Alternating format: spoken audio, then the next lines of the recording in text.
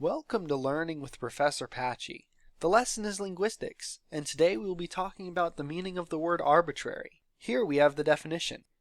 It's a pretty simple word as you can see, but when reading this very simplistic view of the word, some may get the impression that arbitrary can't really apply to many things. Nihilists would disagree with you, and so would I. You see, arbitrary can cover a great deal of things that happen on a daily basis, shown by the four meanings on the screen. Next, we have four examples on the screen. Would anyone like to tell me which are arbitrary and which are not? Yes, Tree Stand? 1, 2, and 4 are arbitrary, while 3 is not. Ah, can you explain why? Well, for number 1, it's not the law that all murderers are to be put to death, so Judge Kelly made it an arbitrary decision because of meaning 3. Mm-hmm. And in number 2, anyone who went could have won the lottery, so you winning is based on chance, qualifying it for meaning number 1. Yep. Number 4 would fit because names of things are usually chosen because of the personal preference of an individual. Yes, and why did you omit number 3 from your list? Well, I don't know. I guess it's just based on the Gregorian calendar, so how could it be arbitrary? Well, you're wrong about this, for a few reasons. What? But I'm never wrong, and it has a reason behind it, so how could it be arbitrary? First of all, chill. There's no shame in being... Oh!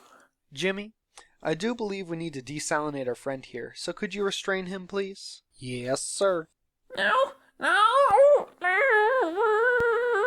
Kinky. I see. It will do. Now if I can continue. Okay, where was I? Right.